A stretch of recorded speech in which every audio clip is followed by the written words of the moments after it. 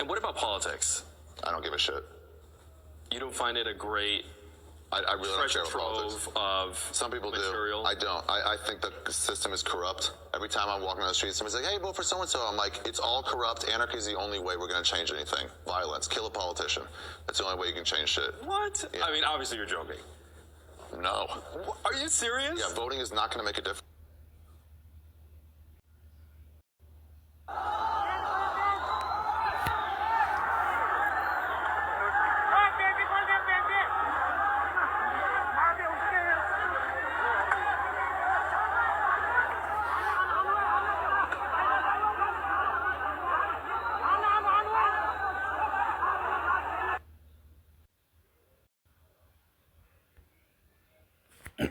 All right, Shalom. This is a Sharban Sharala, analyzed in camp. First and foremost, I would like you all praise, honor, and glory to the Father and the Son and the perpetual return. Called the Layam La, Yahweh Bashim Shai, Bashim Harbaka Kodash Ma'amoth.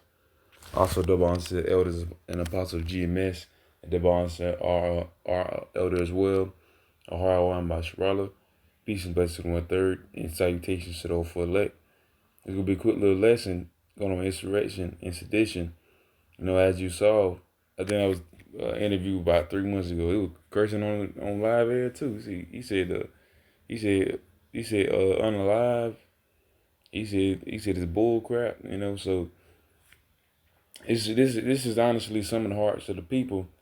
I mean, it's gonna be on both sides though. It's gonna be on the people that want King Trump to be here to reign forever. They gonna want to change the parliament for him to reign forever. It's gonna be on another side where they don't want any kings at all. They want anarchy, like the dude said. And you know, it's all gonna turn to a race war. You know, it's gonna turn to good and evil, almost just about. You know, good and bad.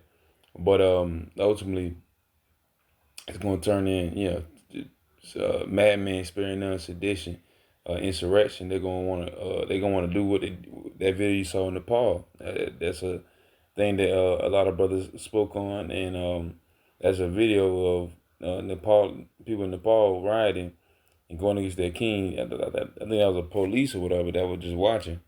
He didn't care. That's supposed to be his president, you know. But nonetheless, that's the times we are in.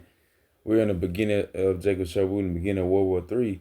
We're in the beginning of economic collapse. Ultimately, these other countries do have the dollar. On top of that, this country is filled off of it is ran by the dollar. You know, it's ran by mirth. It's ran by joy. It's ran by ultimately it's only here because the Lord wanted to be here for the prophecy to be shown. All right, so I'm gonna just go ahead and get into it. This is Ecclesiastes 7:4. It says, "The heart of the wise is in the house of the mourning, but the heart of the fools is in the house of the mirth." All right, so it says the heart of the wise is the house of the mourning. We're supposed to mourn, cry, sigh out to Yahweh Bashim Shai. That's the only way we're gonna get out of this place is after calling after the Lord's true name, Yahweh Bashim Shai. Yahweh being the Father, Bashim in the name of, Yahweh Shai being the only begotten Son that the Lord sent down here to crucify us and deliver his people All right, it says, but the heart of fools is the house of mirth. So the mirth is like fun, excitement, this and that. This is just about the same thing. The dude was going to talk about politics as it were a good thing, as it were something fun, exciting, justifying. All these words that make you feel good. Just like going to church. People like to go to church to make themselves feel good, not because they are good, not because they're actually doing what the Lord intended them to do. That they feel good because they gave money to the church. They might have gave money to a homeless person that use it for drugs or something. If you don't ask them, they might, But at least you're in Jackson. Jackson got a bad type of homeless thing where like they actually have almost like a kingpin probably, But I don't remember they can get money to homeless stuff. But helping an old lady across the street, all these things that make you feel good, but not something that the Lord intended for you to do.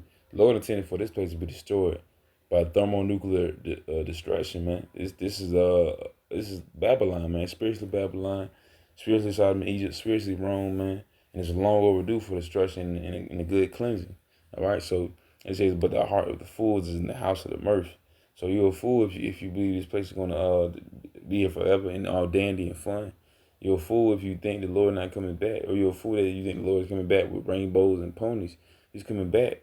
Amos 3:7, or he's coming back with chariots, darkness, so on and so forth.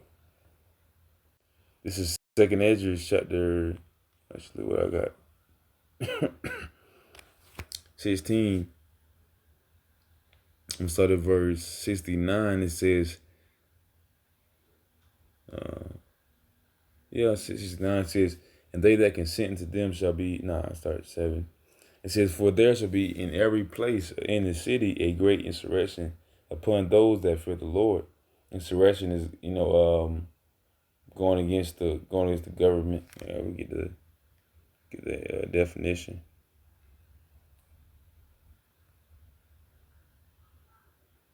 Oh man, not getting it. It says a violent uprising against authority or government. So that is what's ultimately is going to happen. All right. It's gonna be a crime for wine, man.